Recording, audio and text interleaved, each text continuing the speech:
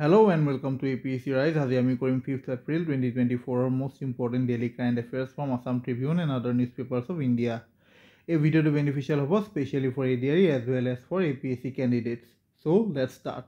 তাৰে আগত এটা announcement আমাৰ APSC Rise channelত ADRE বাবে English আৰু Polity classes হৈ আছে।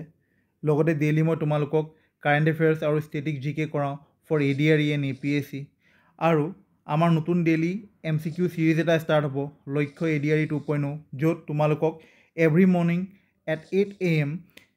ষ্টেট লেভেলৰ বিভিন্ন পৰীক্ষাত অহা প্ৰিভিয়াছ ইয়েৰ কুৱেশ্যনছবিলাক কৰোৱা হ'ব চ' চেনেলটো ছাবস্ক্ৰাইব কৰি থ'বা চ' ডেট টাইম টু টাইম ক্লাছৰ আপডেটছবোৰ পাই থাকা প্ৰথমতে আমি কৰিম তোমালোকক কালি দিয়া MCQটো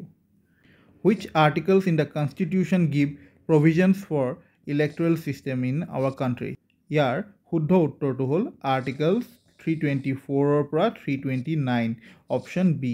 এই পাৰ্টিকুলাৰ টপিকটো মই 26 মাৰ্চ 2024 নিউজ পেপাৰ এনালাইচিছত কৰাই থৈছোঁ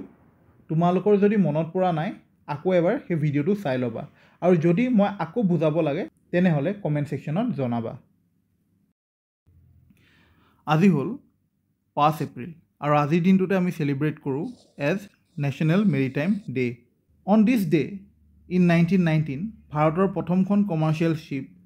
SS Loyalty মুম্বাইৰ পৰা লণ্ডন গৈছিল এইবাৰ নেশ্যনেল মেৰিটাইম ডেৰ থিম হ'ল navigating the future safety first এতিয়া আমি কৰিম আজিৰ one লাইনাৰ্ছ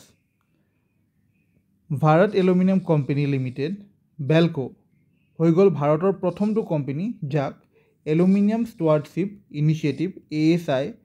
performance standard V3 certification দিয়া হৈছে এই চাৰ্টিফিকেশ্যন দিয়া হৈছে বিকজ বালকোৱে কিছু ছাষ্টেইনেবল প্ৰেক্টিছ এডপ্ট কৰিছে with respect to environment social and governance aspect next আমি চাম about the myth versus reality register ইয়াক লঞ্চ কৰিছে ইলেকশ্যন কমিশ্যনে ই এটা ৱেবছাইট হয় to combat misinformation during the election process next আমি চাম এবাউট পৰমবীৰ চক্ৰ গাৰ্ডেন ইয়াক ইনগ্ৰেট কৰা হৈছে ইন তাম্বাৰাম চেন্নাই আৰু কোনে ইনগ্ৰেট কৰিছে governor of Tamil Nadu RN Ravi এই পৰমবীৰ চক্ৰ গাৰ্ডেনত 21টা পৰমবীৰ চক্ৰ এৱাৰ্ডিজ তেওঁলোকৰ ষ্টেচু আৰু হিষ্ট্ৰী শ্ব'কেছ কৰা হৈছে আমাৰ ভাৰতৰ গেলেণ্টি এৱাৰ্ডছৰ বিষয়ে কাইলৈ আমি ডিটেইলছত ডিছকাছ কৰিম নেক্সট আমি চাম about Diana Shyam Tiwari former Asiad star Diana Shyam Tiwari passes away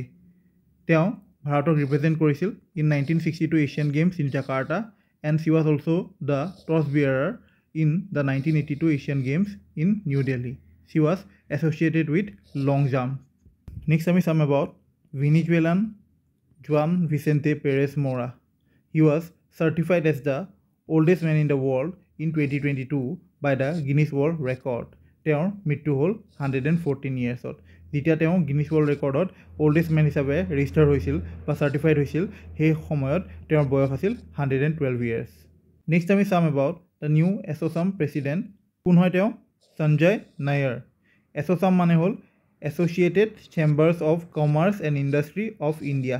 next আমি চাম about ozone on Jupiter's moon Callisto PRL Ahmedabad বা ফিজিক্যাল ৰিচাৰ্চ লেবৰেটৰী অফ আহমেদাবাদে জুপিটাৰৰ মুন বা ছেটেলাইট কেলিষ্ট'ত ওজন বিচাৰি পাইছে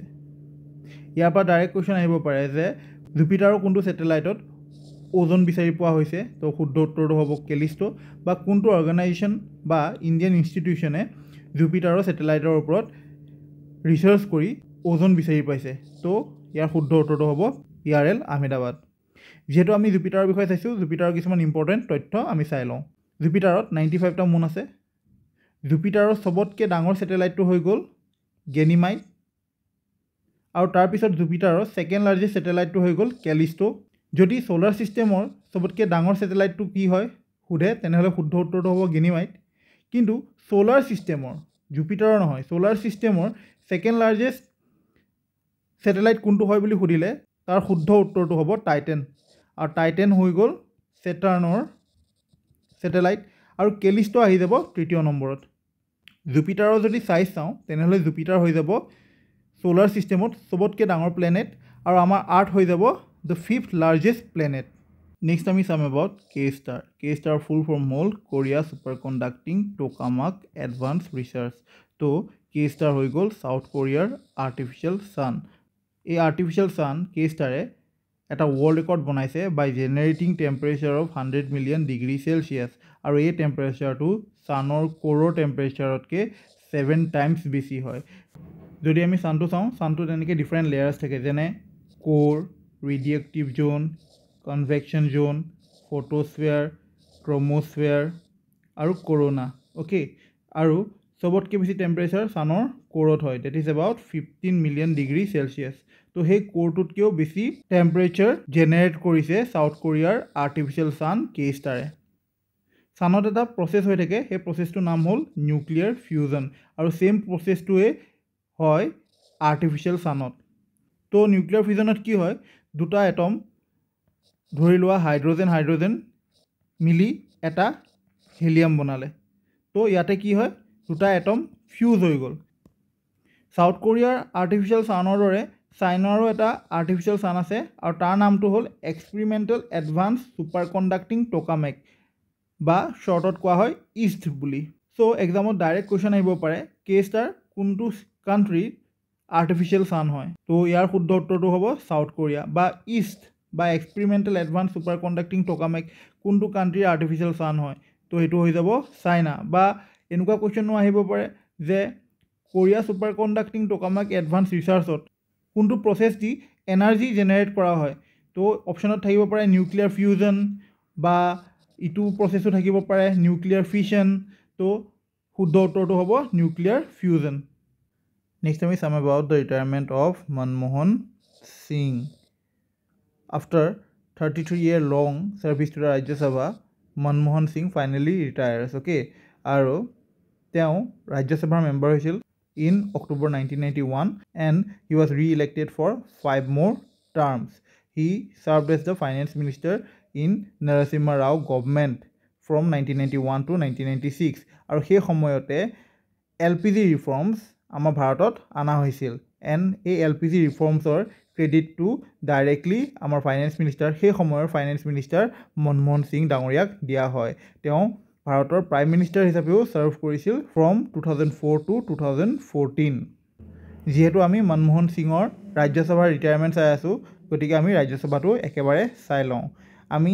ৰিচেণ্টলি চাইছিলোঁ আমাৰ আগৰ ক্লাছত যে ৰাজ্যসভা মেম্বাৰ হ'বলৈ মিনিমাম এজ কিমান লাগে 30 years ৰাজ্যসভাৰ যোনটো ষ্ট্ৰেংথ হয় ডেট কেনট বি মোৰ দেন 250 মেম্বাৰ্ছ সেই 250 মেম্বাৰ্ছৰ 238টা ষ্টেট প্লাছ ইউটিৰ পৰা যায় ডেট ইজ ষ্টেট আৰু ইউটিৰ পৰা আহে 238 মেম্বাৰ্ছ আৰু 12জন মেম্বাৰ্ছ নমিনেট কৰে প্ৰেচিডেণ্টে ৰাজ্যসভা এটা পাৰ্মানেণ্ট বডি হয় আৰু every second year 1/3 of its member retire হয় okay that means permanent body মানে হ'ল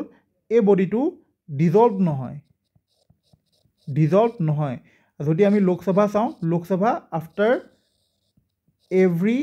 5 years লোকসভা ডিজল্ভ হয় আৰু তাৰপিছত ৰি ইলেকশ্যন হয় কিন্তু ইয়াত কি হয় এইটো পাৰ্মানেণ্ট বডি হয় কণ্টিনিউইং বডি হয়